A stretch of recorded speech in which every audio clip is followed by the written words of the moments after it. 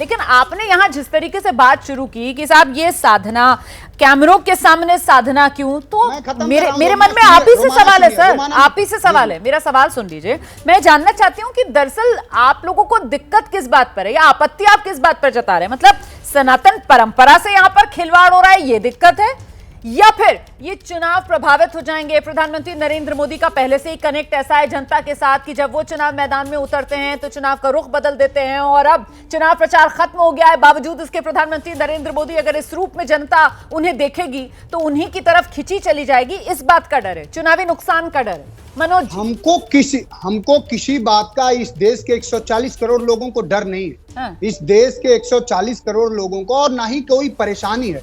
परेशानी इस बात की है कि 140 करोड़ के लोगों ने जिस देश के जिस व्यक्ति को प्रधानमंत्री के तौर पर चुना, वो व्यक्ति आप जैसे विदुषी पत्रकारों के सामने ये कहता है कि पूज्य महात्मा गांधी को, जो पूरी दुनिया में जिसके बारे में 1931 में किंग जॉर्ज के यहाँ जब वो गए, जो इस दुनिया में 5-5 नोबेल पुरस्कार जिन्होंने नहीं लिया, उस शख्स का नाम महात्मा गांधी है। और जिस व्यक्ति को 6 नोबेल पुरस्कार मिला, उसने भी कहा कि इस दुनिया में सबसे महान अगर प्रकृति का कोई निर्माण है तो महात्मा गांधी है। वैसा व्यक्ति जब अपने पूज्य और राष्ट्रपिता के लिए ये कहता है कि उन्हें तो पिक्चर से पहले, गांधी पिक्चर से पहले कोई नहीं जानता था, तो आपको एक बढ़िया सवाल करना चाहिए कि जब से आप राजनीति में आए हैं तब से, उससे पहले से लोग गांधी को, और जिस गांधी ने एक लकुटी पहन करके और एक लाठी लेकर के जो दुनिया भर में साम्राज्यवाद था उनको देश से खदेड़ा। लेकिन महात्मा गांधी की महानता बताते हुए ही आप जिस इंटरव्यू का जिक्र कर रहे हैं, मैं बस इतना बताना चाहती हूँ दर्शकों को कि महात्मा गांधी की महानता बताते हुए ही प्रधानमंत्री की तरफ से उस बात का जिक्र किया गया था,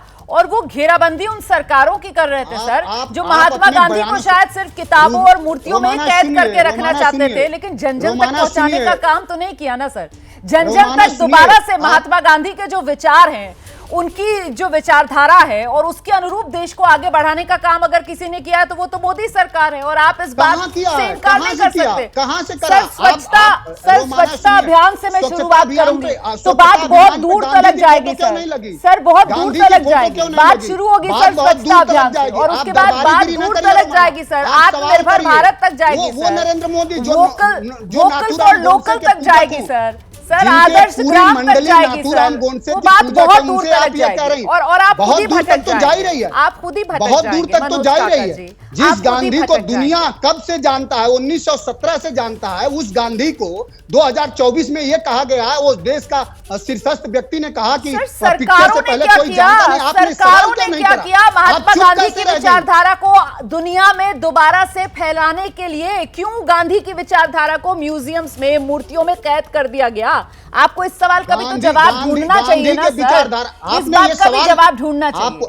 अभी आज की डिबेट पर सवाल करना चाहिए, आज की डिबेट पर रहे। मैं सुप्रास्ता का रुख करूं। सुप्रास्ता, आपको क्या लगता है ये विपक्ष जिस तरीके से सवाल उठा रहा है प्रधानमंत्री नरेंद्र मोदी की इस तपस्या और साधना पर, आप उसे किस रूप में देख रही हैं?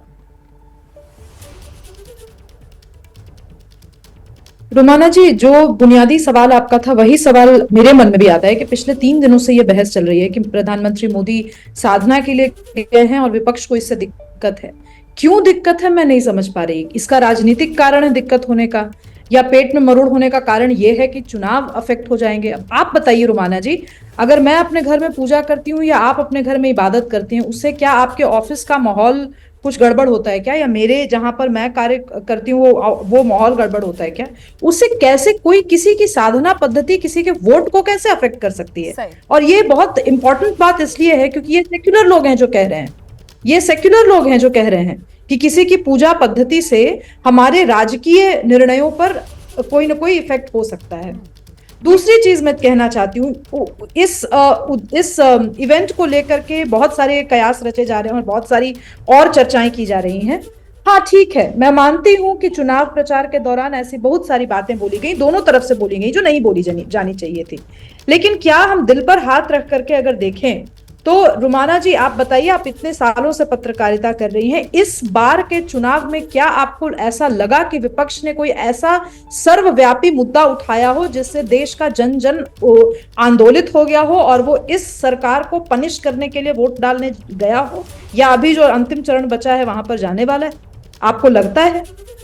अगर नहीं लगता तो ये विपक्ष की विफलता है कि 10 साल की एंटी इनकम्बेंसी के बाद भी आप कोई एक मुद्दा ऐसा नहीं उठा पाए जिससे देश भर के वोटरों के मन में रोमांच हो सके और वो जा करके वोट दे सके। आप जिस उसका बात का जिक्र प्रतिफल कर ये रहे रहा हैं, कि मुझे जिस लगता है हिसाब उसका से जवाब विपक्ष उसका जवाब अभय जी देंगे, क्योंकि विपक्ष की तरफ से जो मुद्दा जोर शोर से उठाया गया वो संविधान की रक्षा का था, लोकतंत्र की रक्षा का था, आरक्षण खतरे में, महंगाई, बेरोजगारी, ये तमाम वो मुद्दे थे जो विपक्ष की तरफ से उठाए गए।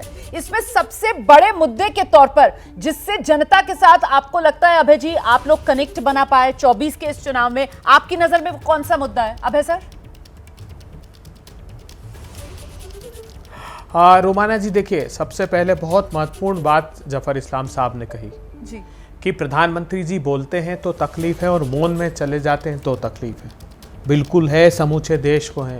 जब मेरे प्रधानमंत्री बोलते हैं तो शमशान, कब्रिस्तान, रमजान, दिवाली, शमशान, मटन, मछली, मंगलसूत्र, भैंस बोलते हैं, जिससे देश में सांप्रदायिक उन्माद फैलने का डर रहता है। और जब मौन साध लेते हैं मणिपुर की वेदना पर, जब मणिपुर में नग्नावस्था में बेटियों को घुमाया जाता है और 50 दिन तक मणिपुर जलता है और प्रधानमंत्री जी मौन रहते हैं, तब वेदना होती है। जब किसानों को फसलों के दाम मांगने पर जीप से एक मंत्री के पुत्र पर आरोप लगता है कि कुचल कर मार डाला और प्रधानमंत्री जी मौन साधे रहते हैं, तो पूरा देश को दुख होता है, देश के किसानों को दुख होता है। जब ये सारे नोटबंदी लागू कर दी जाती है बगैर पूछे और कतारों में आप गिना रहे हैं, इनमें सबसे ज्यादा आपको क्या लगता है किसका कनेक्ट बना पाए किससे, जनता के साथ? कौन सा मुद्दा सबसे ज्यादा चला आपकी नजर में? नहीं, अब मैं आखिरी एक महत्वपूर्ण बात और करनी चाहिए हमको। यहां पर स्वामी विवेकानंद के शिकागो के भाषण का जिक्र किया, एक बार भाषण जरूर सुनिएगा। भारतीय जनता पार्टी के लोगों क्या कहा था उन्होंने कहा था कि सांप्रदायिकता और कट्टरवाद का जो राक्षस है वो हिंसा की आग में देश को झोंक देता है। अगर ये नहीं होते तो देश और विश्व बहुत पहले शांति को हासिल कर चुका होता। ये भाषण विवेकानंद जी ने दिया।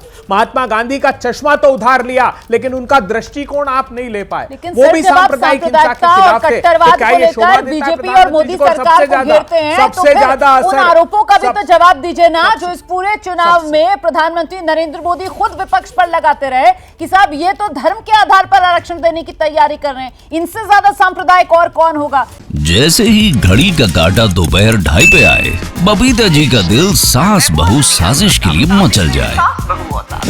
और ये है इनकी बहू, पूरे दिन ऑफिस की टेंशन हो जाए गॉन जब ये करें अपना फेवरेट शो फ्री टाइम पे ऑन। इनकी तरह आप भी देखें अपना फेवरेट शो अपने टाइम पर और डाउनलोड कीजिए एबीपी लाइव ऐप अपने स्मार्ट टीवी पर।